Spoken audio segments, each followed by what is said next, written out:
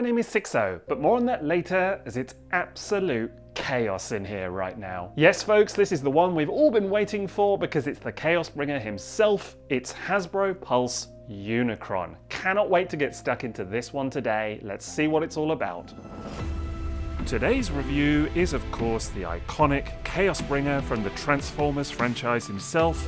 This is Haslab War for Cybertron Unicron.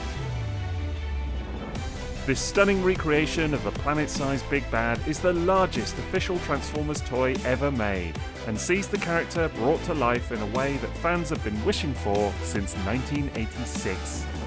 That of course was the first appearance of Unicron as part of the animated Transformers movie, where he spends much of the runtime munching on other worlds, not to mention chewing up the scenery whilst he's at it. That all culminates in a breathtaking transformation sequence towards the end, a scene that is sure to be emblazoned in the memory of many a collector, and one that I can't wait to see done in toy form today. That's along with checking out all the many other features this release has to offer, as well as doing plenty of comparisons along the way. After all, I've never seen anything like this before. Last thing before we begin, today's review is sponsored by TF Source, so you'll find a link to their site in the video description below. The plan for today is to give you a good overview before getting some photos of Unicron up on their blog soon. Right then, where to begin on this thing, eh? I mean, I guess the first thing to talk about is the box itself, because I mean, it goes without saying, it's absolutely humongous. I mean, this thing turning up on your doorstep, it's a little bit like when you get a dishwasher delivered, if you've ever had that particular experience, let me tell you. So just to give you a quick kind of 360 on the box, you've got his name on the side, you've got these very handy little handles just there to pick it up with. Some really lovely artwork on every side of this thing. You've got obviously his head there from the end of the '86 movie flying around, and really just the whole thing looks quite spectacular. Really though, there's only so much that we're actually going to talk about the box, isn't there? So it's time to go ahead and get this thing open. There's a lot of tape on it, so we'll get that all cut open. Really had to think about how to film this thing today. It's quite the challenge, needless to say. Right, there we go. Let's get these flaps open.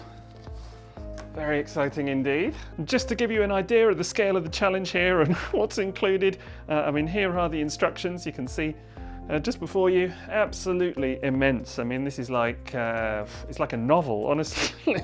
Just cannot wait to get cracking with some of this today, but clearly quite a big challenge. And then if we get rid of the inner bit of cardboard just here, you can see the absolutely insane amount of polystyrene in there. And of course the actual toy just underneath, you've got these yellow cords just there holding everything in. This is immense. Right, well I've turned this thing on its side, so let's go ahead and give it a good old yank and get it out. Whew. I haven't had to work this hard unboxing a toy in ever, I don't think. That is ridiculous, honestly, absolutely ridiculous, this thing. My word. Right, let's keep pulling, just keep pulling. Just keep pulling. There we go. We're nearly out. There we go. Let's get rid of the cardboard box. Don't even ask me where it's all going to go, honestly. That's tomorrow's problem. But yeah, there we go. We've got the polystyrene out. Right, well I think pretty clearly the next thing to do is to get these yellow things open, like so. And then let's see what we got going on here. Well, we've got all the outer rings in little bags. So I'm sure we'll be checking those out in a bit. There we go, another bag of outer rings. There we are. We've got the stand just there, or part of it at least. So that's all the bits in the top done, but then let's get the rest of it open. So if you just lift off this top half of the polystyrene, well, there we go. There's the guy himself. Absolutely incredible. There we are. You can just see the front of the maw and everything just there. But wow, the sheer size of this thing is absolutely ludicrous. Absolutely ludicrous. What can I say? It's just, I mean, I knew it was going to be big, obviously, but this is just something else. And then let's see what we've got over this side. So firstly here, we've got this little baggie which has got, loads of little screw hole covers and other accessories, like I think it's the little Autobot shuttle and other little minifigures in there. The screw hole covers is interesting actually, because I think they released a picture of Unicron without them in place, and a lot of people got very nervous that it didn't look so good without the screw hole covers, but they are indeed in the package, so no worries there. We'll go ahead and put them in today, and this should be pretty exciting. It is what I think it is. It's his head. There we go. So that's pretty cool, isn't it? Can't wait to see that on his body later, but even now, just looking at it in the bag is very cool. And then we've got to get the planet itself out of the box, so let's get that up there. It's surprisingly heavy.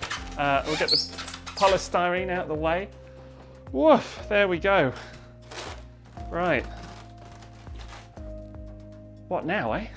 Well, I think perhaps the first place to start is with this stand, because then we can actually get the planet mode on it and have a proper look at it. So it just kind of assembles in 3 easy pieces like so. That's pretty simple. And now it's time to get the actual planet on the stand. And it's easier said than done, because I must admit I was fiddling around with it for a minute just trying to figure it out. And the weird thing is that you've got to actually sort of mistransform the planet slightly, because there's this panel here, which is where the stand needs to go. This is the bottom of the planet. But the only way it folds is out like so. And that's not what you want, because it doesn't create enough room for the stand. And I was really puzzled by this to begin with. And no doubt a large part of that is the fact that in the instructions, right here on page 5, where they show you putting the planet on the stand, they don't make any mention of this at all, about how to do it. They literally just kind of show you popping the thing on the stand, no fuss, no mess, absolutely fine. So it certainly did confuse me quite a bit, and I know it has done other people as well. But actually, if you turn to the very, very back, page 31 of the instructions, it shows you here that you will actually need to take the planet apart slightly in order to fold that little panel inside the planet mode. So we better do that first. So this is still the bottom, technically, of the planet mode. There is a difference. And what we need to do is just kind of unclip it from the side there and from the back, actually, here. And then this whole side should, he says, there we go, just kind of pop off like that. Now with the sides out like that, then what we need to do is unclip it just above, these are actually his robot mode arms, just here. And then that just kind of unclips like so. And then coming back to the top of the planet mode, we want to unclip these pieces like so. And then they can just kind of fold up and out the way a little bit. And then with this panel folded up, we've then got room, just about, to unclip these panels and fold, this is very awkward, fold that piece inside like that, and then you just want to kind of clip all of this back together. And there we go, that panel is now inside, and you've created this space here for the stand. So then it's just a question of getting it all clipped back together, which doesn't look too bad. There we go, fold that like that, and then that piece on there, that's that bit. Reclip in that bit just above the arms, like so. And next that leaves you just the sides of the planet mode to clip back into place. It's relatively straightforward. There we go, that's one side done. And we'll do the other one. I think it's easier, there's a kind of a big clip here, so it's easier to get that piece into place first, the bit with the spikes at the back, and then the rest of it just kind of follows quite easily actually. And that's left you with a very nice tidy planet mode, but it's left this big hole as well, which is exactly what you want, so that panel's now folded inside. None of this is specifically in the instructions at the start anyway, so if you are trying to unpack your Unicron and you're feeling a bit bewildered, that might be why. And then it's just time to slot the stand in there. Now actually even this is a bit easier said than done, because you've very specifically got to get, there's like a slot inside there that you've got to get onto this piece. So I have just attempted it quickly, and actually in the end, I found it easier to do it upside down. If we can get it, it's just literally, there we go, that's got it in. It's just literally a question of getting it lined up exactly so, but of course you can't really see what you're doing because it's all inside the planet mode. And then there is this little extra flap just inside there, that you've then got to just kind of get out like that, just to kind of fill the hole a little bit. It's a bit fiddly, needless to say. I expected the stand to be a lot easier than it is. Now the good news is that once you get it on the stand properly and it's actually slotted in inside that slot on the underside, it's all very stable. I mean, there is a bit of wobble to it, as you can see, but at no point do I feel like this thing's going to take a tumble or anything like that. It feels very, very secure. So I don't mind the wobble personally. It's you know, it's absolutely fine. But yeah, it does feel very secure. Right, well, the next thing is to get those big spikes out at the front, and that will involve taking apart the planet mode again, but this time it's going to be the top half. So this is actually, before we did the bottom, now it's the top. And again, I think this is easier from the back, just like that. Just get it unslotted, and then make sure it's all untabbed along the whole way. There we go. And just kind of pry it open like that from the side. Right, well, now that we've got this panel kind of out of the way, like so, you can then just bring this horn out and then actually rotate it out to the front, like so. That's one side done. Now, we'll do the other side, but you don't want to put this panel back in just yet, actually, because we've got more to do in just a moment. But we'll do this other horn first of all. Right, well, there we go. Both horns out the front, and both panels still open as well. And we need to leave them open for the moment, because you may notice just here it's created this big gap by folding those out. So we're going to put the filler pieces in for this, which has of course got all the spikes and everything on the side. Right, we'll just kind of get these planet halves out the way just there. And then this is the first of those spiky sections that you want to plug in. So first of all, kind of just slots in at the front, and then it just tabs in over this middle bit, like so. And then we've got the back half to do as well. Now with this, it's got this little ring that just kind of slots over that piece there. And then this piece just plugs in at the back, like so. And of course that leaves you to just plug back in, there we go, the whole side of the planet. And with the sides of the planet all plugged in again now, you can see that actually it extends all the way around, so it looks really, really cool. And then the last bit to do is just to plug in on the side here, these little kind of circular pieces which just go in like so, and then that's where we'll plug in the outer planetary ring as well. Now it's just a question of assembling the outer planetary ring, and everything kind of tabs together quite easily.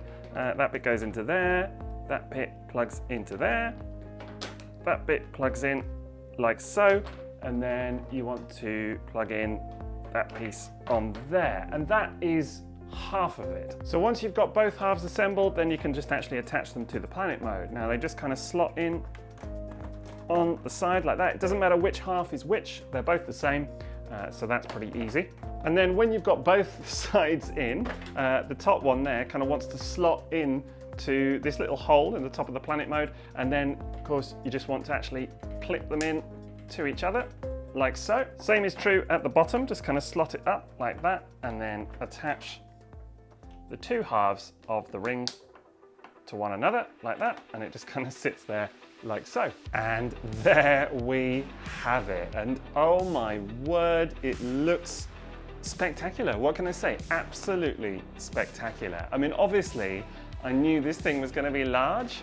I don't think anything can quite prepare you for seeing it in hand for the first time. It's ridiculous. It's so big. It's just gigantic. And it looks awesome as well. I'm honestly a little bit speechless. I mean, I think it's very easy to nitpick this thing from photos and, you know, kind of look at it, you know, different aspects of it and quibble it or whatever it may be, you know, the color. We'll get into all of that as we go. But let's just take a moment to appreciate the just awe-inspiring presence of this thing. It's incredible. You know, I'm sure, like a lot of people, I'm already looking at it thinking, where's it going to go? I mean, I had a space earmarked for it, but I'm already questioning if indeed that's going to work. And I don't mind admitting that. It's we've never seen anything like this before. Cut was right. And it's not just that it's big. I mean, that is a huge part of the appeal. Of course it is. I'd be lying if I said it wasn't. But it's not just that. It just looks incredible as well. The detail, all of that. I mean, certainly looking at it from here, you can kind of imagine it being this gigantic planet. You know, it just has that level of detail, that level of kind of execution. Just incredible stuff, honestly, incredible. I mean, I just think the look of this thing is superb. All the little molded detail, all of that good stuff, just amazing. And here's something I've been wanting to do for about 1.5 years now. Oh, that is very satisfying. Very satisfying indeed. I can almost hear that chomping noise that he makes in the 1986 movie. Woo, I could do that all day. Now, of course, there's been a lot of talk about the colour of this thing, particularly the inner mouth just here and the maw, as people are calling it. You know, a lot of people quite unhappy that it's blue. I don't even think it's so much the colour, it's the fact that they changed the colour, because initially it was orange in all of the early prototype pictures and product pictures and all of that good stuff. It was always orange. And then suddenly it was released and it was blue. And I think that's what really kind of narked a lot of people. And I get why. I must admit I was a little bit disappointed as well. I definitely preferred it orange, and I would have liked to have seen that colour stay true, but I understand why they did it as well. There are already people kind of coming up with solutions. You know, I'm no doubt there'll be upgrade kits, third-party upgrade kits for this thing anyway, and some of those will I presume, have a look at the colour of the maw and the mouth. But there are already people coming up with their own custom printed things, and you know, some of it looks really, really creative. For my part, I can live with it. Seeing it in hand, it doesn't really bother me all that much, I've got to be honest. It's certainly not a deal breaker. I am looking at this and thinking, you know, it'd be nice to get a bit of extra paint on here, because there's all of that amazing detail. And for the, you know, the scale of the figure and the price that it is, it would be nice to have those paint applications done, no doubt. But that said, it still looks awesome. As for the actual colours themselves, I really, really like them. I think the orange looks really cool. Love the kind of warmish blue that they've used, as warm as blue can be. It's you know, it's actually quite cool. I know a lot of people maybe they preferred grey, or maybe they preferred slightly like a darker orange. Yeah, I'm kind of into the colour scheme actually. I think it suits the character quite nicely. And I think there are some little sections just here, you know, where they're kind of painted versus bare plastic. The colour matching is actually quite good, I think, on the whole. I mean, you will see it, of course, as you always see, painted versus non-painted on any toy.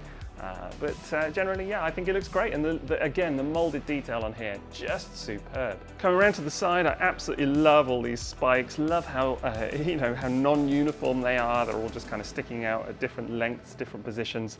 I think that looks really, really, really cool. Very much reminiscent of the film. Also worth taking a moment to acknowledge these, again, these spikes, which look incredible. Love the detail on here. I've got such memories of Megatron kind of scraping his way along that in the film, so really fantastic to see it in actuality. And of course they do close as well. They can kind of close up like that, so there's a bit of action to them, which is really, really nice. But yeah, really love that. I was slightly nervous that the outer ring was going to look hollow in places, but it really doesn't actually. It kind of works for the character. I think you know, it does resemble the appearance of the movie quite well, and I think it looks great. I mean, this is definitely unpainted. That's the one maybe kind of downside that you can see, and then you've got kind of painted sections here. So that's kind of slightly obvious maybe, but still, honestly, it looks superb. And again, just check out all those spikes, all of that good stuff there. This painted section here on the side, this painted orange, I think looks stunning. And it really kind of pulls out a lot of the detail in the molding there as well. That's probably one of my favourite bits of the whole planet mode, superb. And it's kind of similar story with the silver at the top as well, which is really, really nice. I love these little blue highlighted sections as well. Just overall, the whole thing has a really nice finish to it. I think the paint applications where they are there, they look superb. So that's great. I mean, there are some little gaps here that you will be able to see. Slightly obvious, you know, where the kind of panel lines are obviously in the planet mode. But generally speaking, it's very, very clean, the planet mode, very clean. And just very cohesive as well. It all kind of snaps together really nicely. It's very satisfying. You know, even from a rear view, you've got absolutely no kibble going on there whatsoever. And I mean, I have obviously read and listened to so much talk about this figure from the design team. They've really been excellent, you know, sharing a lot of behind the scenes kind of information. And one thing that we've heard a lot is that they really wanted to get the planet mode right, and that they kind of started with that. And it shows, because it's just incredible. I mean, there are some tiny imperfections on mine. You can see just here a couple of little marks where obviously I think the plastic, you know, the molding kind of came off. It's a bit of a shame. I'll probably just steam that or whatever, but it would have been nice to not have that, but hey ho. Overall, I'm just absolutely loving a deep dive on this thing, and everywhere I go, it's just, there's more to look at, more to kind of investigate. It's just beautiful. I just love how clean these panel lines are as well, and I really like that they kind of carry over from one actual panel to the next. You know, these kind of lines here, that they actually carry over really nicely. I love these little circular pieces. Just great. I don't know, is it obvious that I'm having fun with it? Yeah. I think it's just I'm not really taken it in at this point. You know, I just kind of keep looking at it, the size of it, the presence of it, the look of it, the aesthetics. It's a lot, man. It's a lot to take in.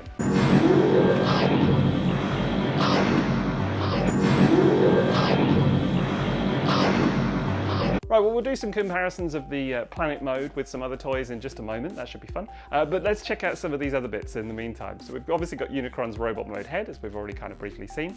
We've got some battle damage parts for that and an additional chin as well. We've got the little Autobot shuttle from the 86 movie and a flight stand for that and for the head and everything as well.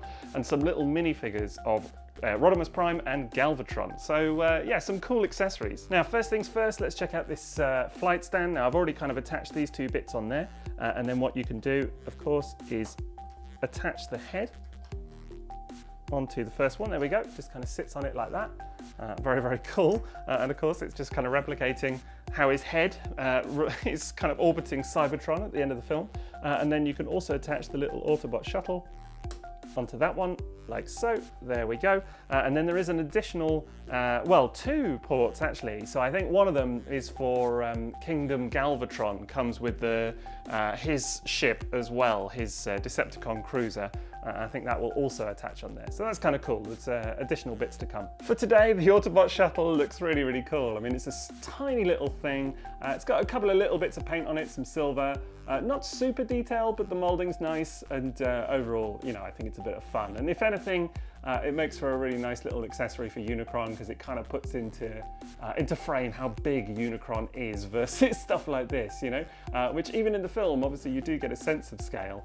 But this really kind of drives it home, I think, seeing them together in actual 3D form. Now, on the other side of the flight stand, you've got these little slots just here for the little minifigures as well, and they just kind of slot in like that. Galvatron goes really nicely. Rodimus, very, very tight fit. Can't quite get him to kind of sit perfectly, actually. And there they are, and I think, I mean, what to say? They are minuscule. I mean, definitely the smallest representation of these characters, or indeed any Transformers characters that I've got in my collection. You know, way smaller than stuff like Titan Masters or Headmasters or any of that kind of stuff. Absolutely minuscule. And in that regard, you know, the molded detail is beautiful. I have seen a couple of people painting them up already, their copies, and they look superb. There's no way I'm going to attempt that, but you know, I still think that this is a fun little inclusion. I can't wait to see if they do more of these. I think it'll be great. I mean, just to show you what I mean with the size here. I mean, this is Titan Master Zarek, you know, that comes with Scorpenoc, and tiny, absolutely tiny. I mean, they could transform into his head, I think. Then, of course, we've got some fun and games to be had with the head. And firstly, I will just say, I think that the head looks magnificent. I really love the design of this. Definitely evokes the character to me. Definitely kind of has the right feel and look of it from the Transformers the movie, and just beautiful as well. Really, really nicely rendered. Now, you can open the jaw. Like so, and there's been a lot kind of made about the colour of the teeth here as well, similar to the Maw in the planet mode. You know, that was originally shown as being painted silver on a lot of the kind of prototype shots and product photography and all of that, and then they changed it, so I can again understand why people are annoyed about it. In hand, it is not bothering me. I mean, to be honest, I kind of prefer him with the mouth closed anyway, and that's probably how I would choose to display him in robot mode, not with the mouth open. But yeah, I get why people are annoyed about it all the same. It's just one of those things, I guess. I mean, you can choose to paint it. It probably will rub a little bit over time, but I've already seen a couple of attempts at that look really, really good. Now, you can swap out the chin, of course, and indeed the rest of the face. And what you need to do here is just kind of unclip the whole front of the face, which is just going to get your nail in there, and then it comes off, and that leaves you with, yeah, how cool is that, right? Like, it's meant to kind of be a homage to his appearance in later season 3 cartoon episodes, where he's all kind of a bit messed up, and they, you know, Scourge and various other characters go inside his head, and then he needs replacement eyes and things like that. So yeah, it's really, really quite scary. I love that, actually. I think that's such a nifty little feature. And there's a little slider button at the back as well, just here, which will enable you to move his eyes. That's actually quite terrifying.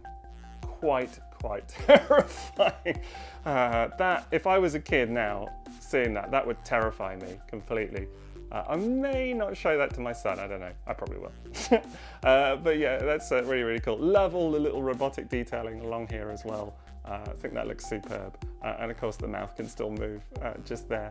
Brilliant. But we're not done yet, because then what you can do is just slide off this little chin piece like so, and you can put in the replacement chin. That just kind of slots back in like that, and that's obviously giving you this kind of forked chin just there, slightly different look. Which do you prefer? I'm kind of on the fence actually. I think I kind of like the default chin, but either which way. And then you do have an alternate face cover as well, which just kind of slots in like so, giving it a bit more of a battle damage look. I mean, if you were going to have his head on display, as if it, you know, after the end of the film, I think that's the one to go with, because that's very much replicating that look after he's been you know, severely beaten and his head has kind of popped off.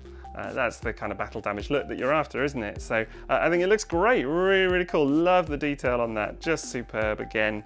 And what a nice display option. Alternatively, you can put the default face cover back on and still keep the alternate chin, just to kind of show you all the various options. It's horses for courses, isn't it? Anyway, let's go ahead and do a few comparisons. And first up, here he is with Studio Series Hot Rod and Earthrise Optimus Prime, both Generations toys. And technically, of course, Unicron is a Generations toy himself, although we're going to mix it up a little bit today and do some Masterpiece and stuff as well, and a little bit of tiny bit of Generation 1, because I do think that actually Unicron is going to appeal to more than just Generations collectors. It's, although it does say Generations on the box, I don't think there's any particular reason that you would have to keep it in that collection.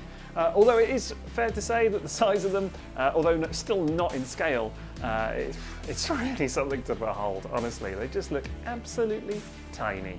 But you know, let's bring in the equivalent characters from Generation 1 as well, the G1 toys, and yeah, it's really something. And I do think that actually there's probably going to be a lot of appeal, you know, regarding Unicron to G1 collectors, just people that have maybe been around since the beginning or whatever it is, and you know, or seen the movie since, and that they just really want that Unicron for their G1 collection. And hey, it looks looks pretty good.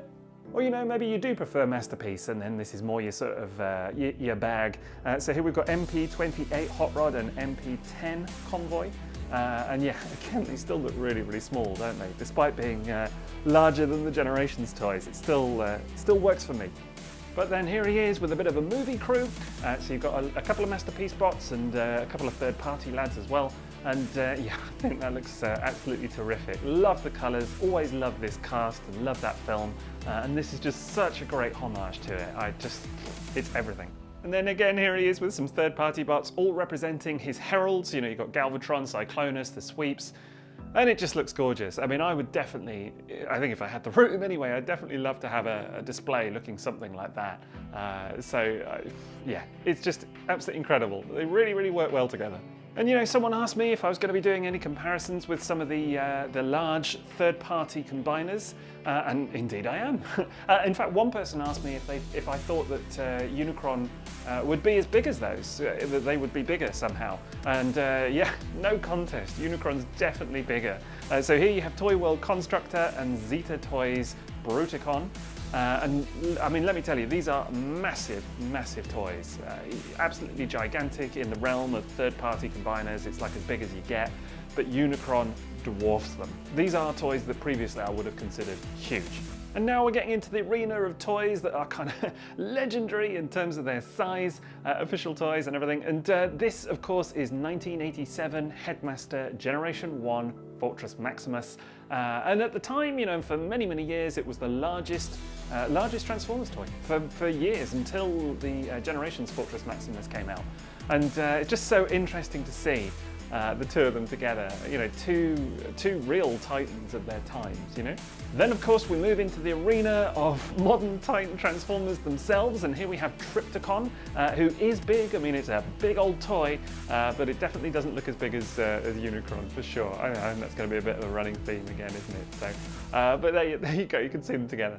Then we have Earthrise Scorpenoc, another recent Titan, who I absolutely love. And you've heard me drone on about how great he is numerous times before, I'm sure. But it's interesting actually with this one, because not only is Unicron considerably bigger, but he also feels more dense as well, just like a lot heavier. The plastic The plastic on Scorpenoc is really good, don't get me wrong, but he doesn't feel quite as hollow. That's not actually a word I would have used for Scorpenoc prior to today, maybe. But Unicron definitely has that slightly denser feel to him and just generally more solid. It's really interesting. Then, of course, we have the new previous record setter for largest official toy ever. This is Generations Fortress Maximus. This is the Legends, the Takara version, albeit with a couple of upgrade kits from, DNA Design. And yeah, really interesting to see again, because of course, yeah, this toy took over from the original Fort Max to be the largest, and now it's been dwarfed again. So what will they cook up next time? It'll be really, really interesting to see. And from the largest official toy to the largest unofficial toy, in my collection anyway, this is Fans Toys Terminus Giganticus, aka Omega Supreme. And it is bigger than Legends Fort Max. There's often a bit of debate about that. Actually, head height, they come up roughly the same. I would say that Omega takes it by a smidge, just a little bit taller, but with the wings and just general bulk of the thing, it's bigger overall for sure. There's a new sheriff in town now, it seems, because Unicron, definitely bigger. In any case, it's an absolutely awe-inspiring thing, looks incredible in planet mode. It's very likely to be how I will display mine. That's certainly how I'm feeling at the moment, but I'm also dead excited to check out that robot mode. So let's go ahead and test out the transformation.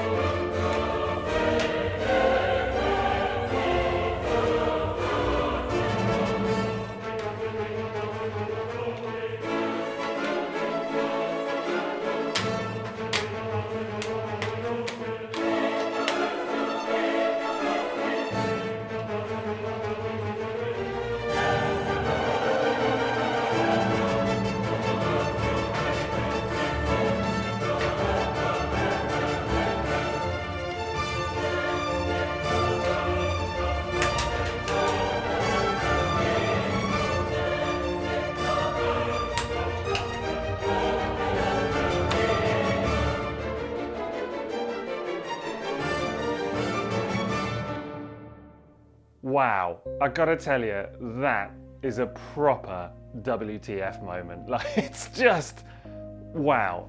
Getting this thing into robot mode, stepping back and finally appreciating it is a dream. It's one of those moments in collecting that I don't think I'll be forgetting in a hurry. Let's put it that way. You know, and that's after already having been a bit bowled over by the planet mode, but honestly, stepping back and taking in the robot mode, it's something. It's really something. It's, you know, it's so big, all of that. I mean, that's definitely part of it, but just the sheer presence of this thing and how it looks, everything, it's incredible.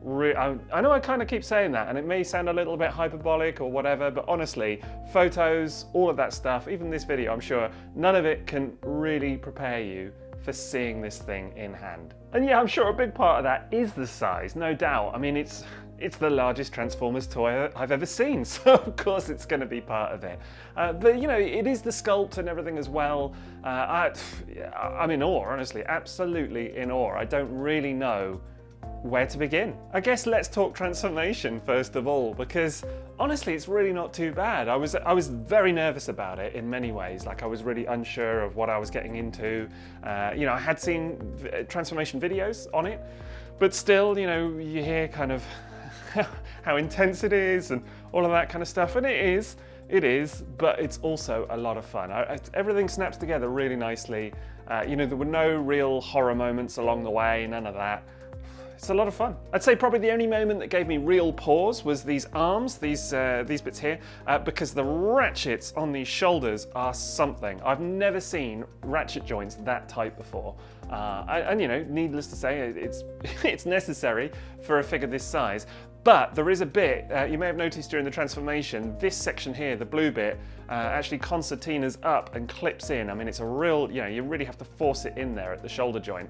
But the instructions want you to move this arm on this joint before actually pegging it into the side of the body. So you'd be doing it on a very flimsy, not flimsy bit of plastic, that's the wrong thing to say. It's not a flimsy bit of plastic, but it is thin, comparable to the strength of this joint. And I just cannot fathom that the instructions want you to do that. There's no way that that's a good idea. 100% do not do that. Like, lock in the shoulder first, then rotate the arm.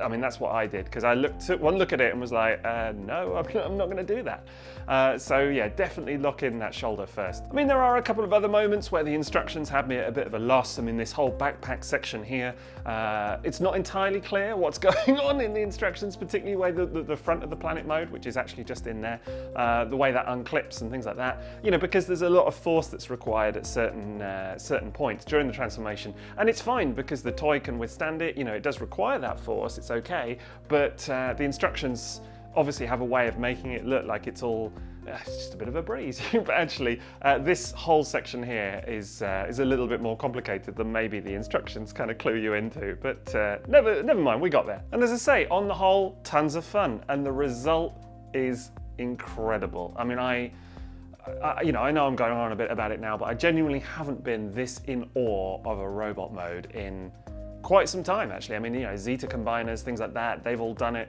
You know, a lot of the Titan stuff, Scorpenoc, it's all amazing. It's all incredible, but nothing quite compares to this. It's just, wow. This is the toy that everybody that watched the 1986 movie, you know, back in the 80s, or since, you know, whatever point you saw it in your childhood, this is the toy that we've all been dreaming of all of those years. You know, it's the toy that kids at school told me they had, and they were lying, damn them. But, you know, finally it actually does exist. Actually, one thing that is really making me laugh and has occurred to me is that now my boy, my son, will be going to school saying that he has a Unicron at home. And it won't be a lie. So imagine that, you know, after all these years, it's finally going to be a true statement. Right, well anyway, let's get into the detail of some of this here. I mean, firstly, the finish on this thing is spectacular. Love the sculpt, love the design. I really feel like this is a great likeness for the character. I mean, they have taken maybe some sort of slightly stylized liberties along the way, here or there, but honestly, I think it's surprisingly screen accurate. You know, there's stuff like here, I think there's only supposed to be 6 of these kind of abs instead of the 8, if I'm not mistaken, but it's little details, really. I think the whole thing looks amazing. And if we do a quick 360, just kind of spin him around, you'll see that, yeah, he is backpack heavy. There is definitely a sizable backpack there, and it's a bit of criticism that this toy has come in for, you know, about like being very panel heavy, you know, kind of panels amassing on areas like this and the legs, which we'll look at as well. It really doesn't bother me. I've got to be honest, like, I don't know, maybe it looks bad from photos and maybe it looks bad now in this video, I don't know, but honestly, yeah, there is a backpack. I couldn't care less, frankly. I mean, this is the back of the legs just here as well, and again, you'll see how kind of panel-tastic that is. But actually, I think it's remarkably clever how those legs come together. And yes, it does look quite panelly here.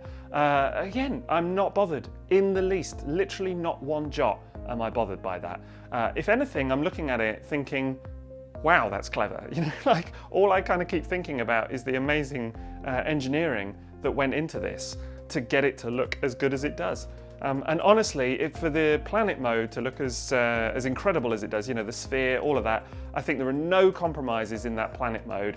Is this a compromise? You decide, I don't know, you tell me. For me personally, I'm really happy with it. Now, arguably where there is a little bit of kibble, more than anything, is these pieces, you know, these kind of softer plastic spiky pieces that we installed on the sides of the planet mode. And, you know, they do just kind of hang off the back here, for example, and then you've got these bits which actually just hang onto these side bits of the arms where the planet rings are connected. I don't mind it too much because actually visually these bits look quite cool, the spikes. But yeah, I mean, you could remove them if they're really kind of bothering you. That actually just will unclip from there, and this one obviously comes off there before you put the planet rings on the sides of the arms. But to be honest, for me, I'm not too worried about it. You do also have the big spikes here as well, of course. So, you know, they just kind of sit on the side of the backpack. Again, it doesn't really bother me. I think all in all, yes, there are compromises at the back here, if you want to call it that. I'm fine with it, really, really fine with it. I mean, again, you can unclip these bits if they bother you, so hey-ho. Turning our attention to the front, and I mean, we've already talked about that head sculpt, haven't we? But man, it looks so good in place. I can't even tell you. I just think that looks incredible. The little blue, you know, teeth on the bottom does stick out a little bit, and it's a shame. It's a shame it's not painted, but on the whole, it looks wicked, honestly. Really, really super happy with that. And as I said, I'll probably end up posing mine with a closed mouth anyway. I've still got a few teeth sticking out of mine. It doesn't completely close, which I might have quite liked, but hey ho. Honestly, I'm really blown away with the look of the head in place. I think it's incredible. Coming down a little bit to the chest, and I did just double check on what I was saying there about the old abs, and yeah, I am right. There were only kind of 3 on either side, so why they've chosen to do an extra one and to do 4, I don't know. It's a little bit of a strange one. I mean, there is a lot of kind of greebly detail on here. These little kind of X's on the windows just here, which actually personally I could live without. I think that would have been nice to just be kind of clean on there instead of having maybe too much detail. That's probably one area because that's kind of, it looks like almost glass in the movie. That would have been maybe preferable to have that slightly translucent even, I don't know. But honestly, still looks good. I do like the red that they've used, so that's nice. The silver finish on here is immaculate, really, really cool. Love all of this kind of detail on here and everything as well, on what they've done with it. Really love all of this kind of molded detail there.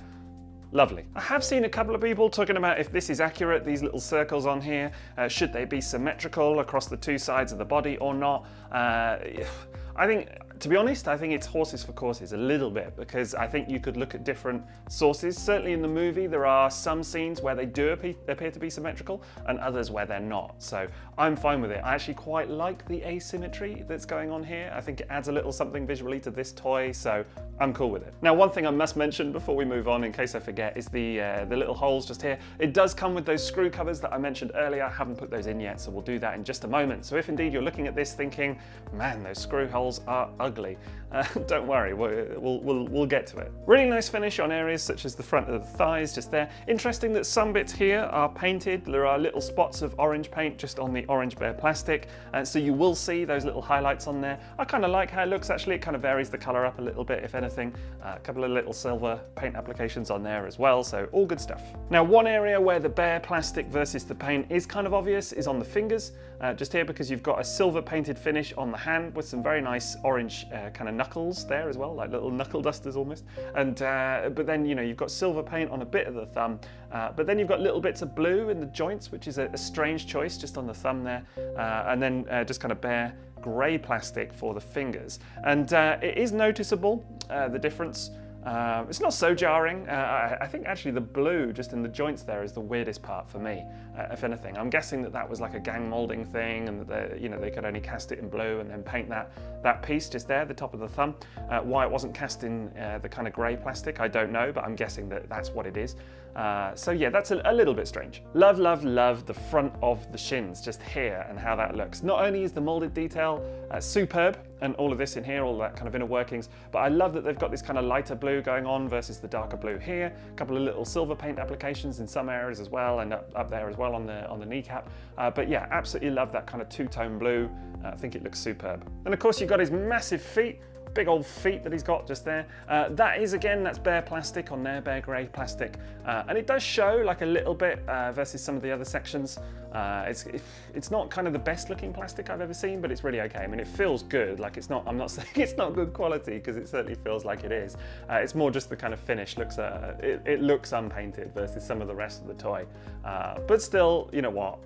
I'm cool with it. I mean, I think I should point out here, and it's not something I acknowledge very often, but there are almost two me's, two Sixos. There's the me that's like going in on this stuff and this level of detail and being critical because it's a video review, and I do kind of believe in pointing out those things, that occur to you or that people may be kind of looking at and thinking, oh, I'm not too sure about that. And I think that's part of this exercise. But then there's also the kind of, the fan me, the collector me that is actually just rapturously happy to have this thing in my home. Do you know what I mean? And stuff like unpainted feet really don't register for that guy. I gotta tell you, like I'm not sitting here going, oh my god, those feet are unpainted. That's just not really registering with me at all. I'm just absolutely enamored with it. So I am pointing things out and being a little bit critical of stuff just because that's kind of the nature of this gig, right? But I gotta tell you, I'm floored by it. Love it. I mean, as I've already kind of indicated, in many ways this is a toy that a lot of us have been waiting for since 1986. It's gonna have a huge weight of expectation on it after so much time, so much hype.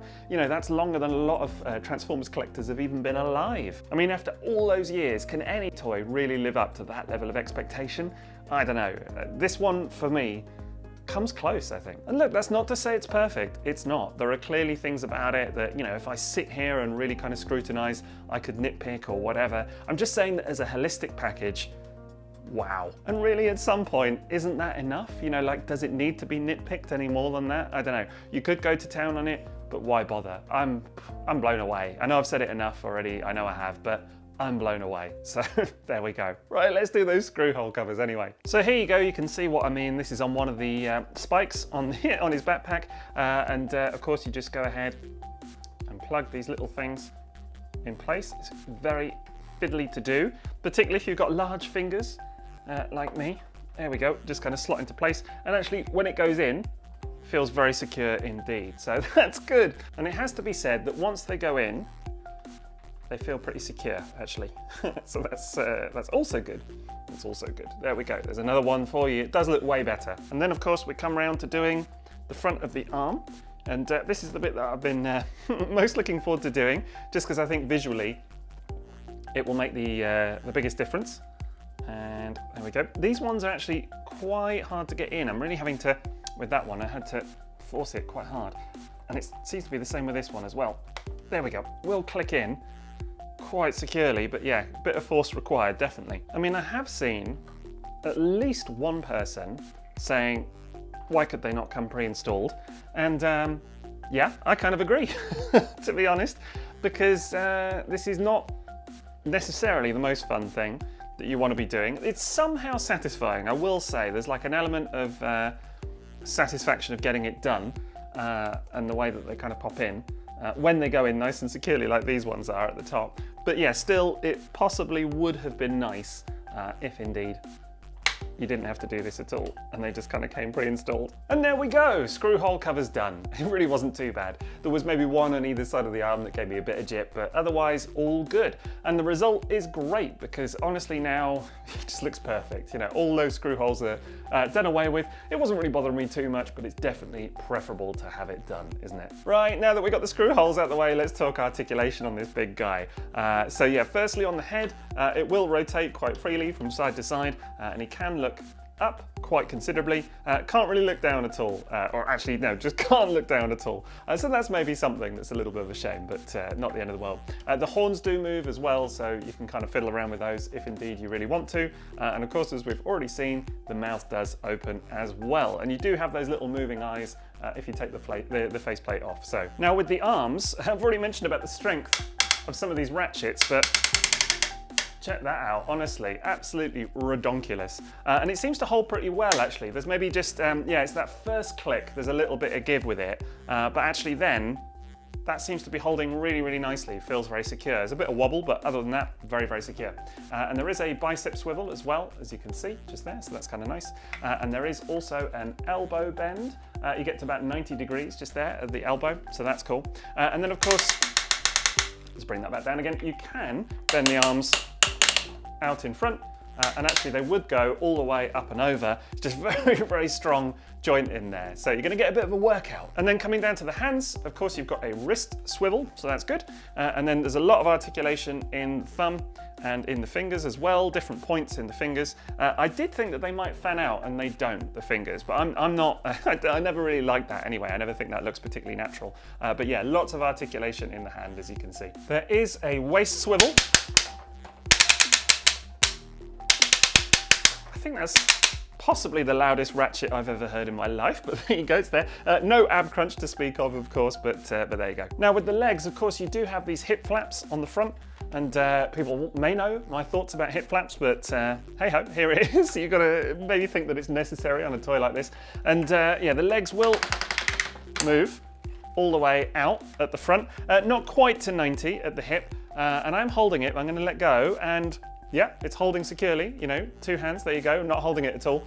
So yeah, that actually feels very secure, so that's good. And you can get the leg to go out to the side as well, although it's not holding that way. I've got to say that is just kind of moving back down. So the ratchet that side, not quite up to holding, but still at least it holds on the, on the forward position. And then knees will bend as well. Just about to, I'd say not quite 90, but not far off actually. And that feels pretty solid as well. Seems to be holding quite nicely. And then in terms of the feet, there is a bit of ankle tilt going on there. So that's nice. Nice clicky ratchet again as well. And the toes, or whatever you want to call them, these kind of big claw feet, they will move as well. And then there is also articulation in the heel and the sides of the feet a little bit as well. And yeah, there we go. He actually poses quite well. I mean, look, he's not the most articulated thing in the world. I mean, all the articulation's there, but in terms of posing, it's not really what this toy's about, is it? Let's be fair. I think he does look pretty cool posed up, but at the same time, I was just as impressed with him in a stoic pose, you know? So I think articulation and posability is not at the forefront of this figure's design. I think it's fair to say. He can do it, but it's just not its thing at the end of the day. But still, I think he looks great. At the end of the day, it's just not one of those toys that you're gonna pick up and play about with and pose and whatever else. That's not what it's about. It's a showcase piece, it's a display piece.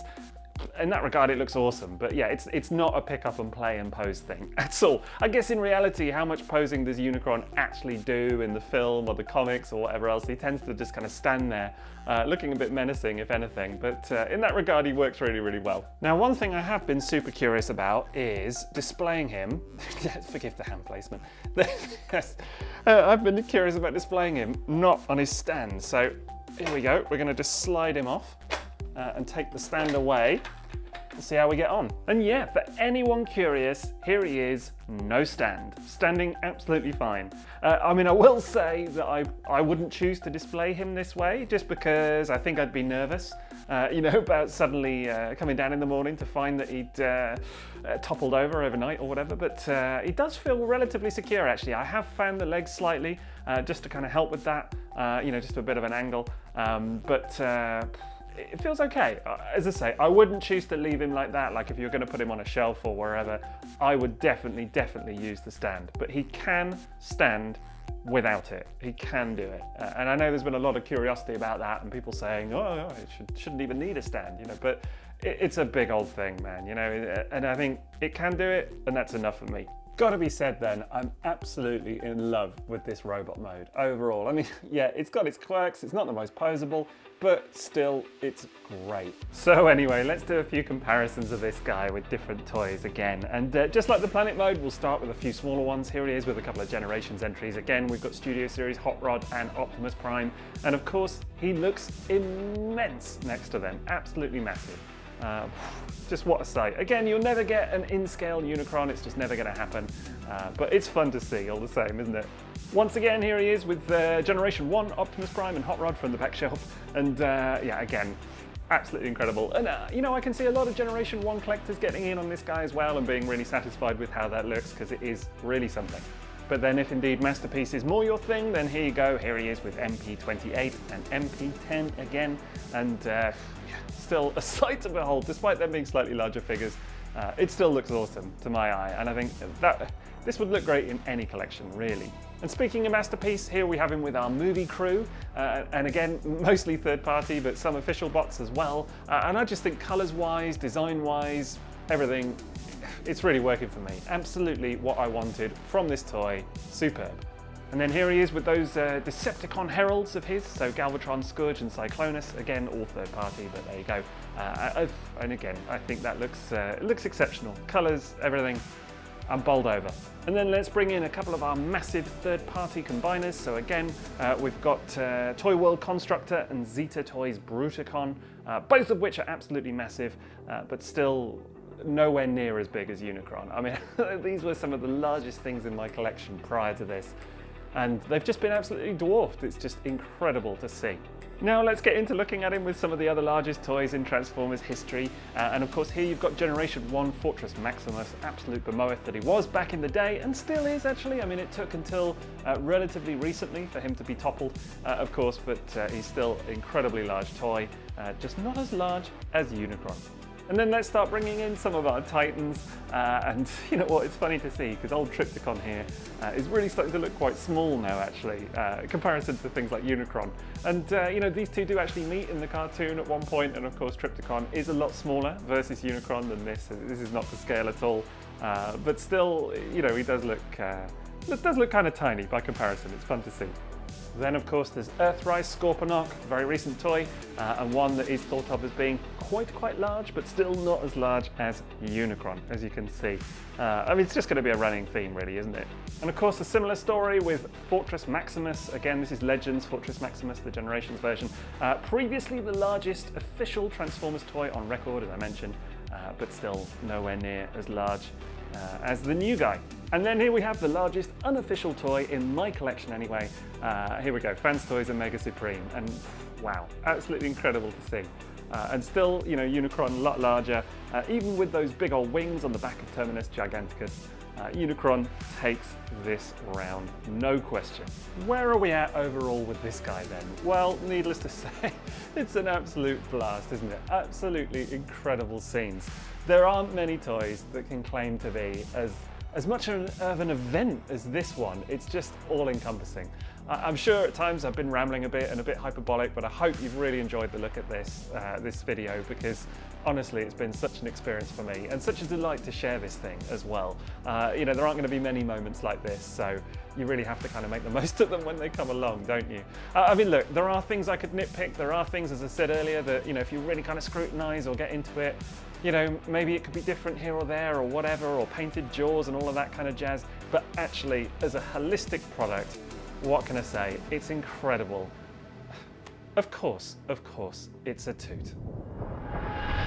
Now, if you did back this guy initially and you got him in hand already, I really hope that you're happy with him and enjoying him. So, and if you didn't and you're still wanting him, then I really hope that you're able to get hold of him somehow, you know, and that it doesn't cost you too much.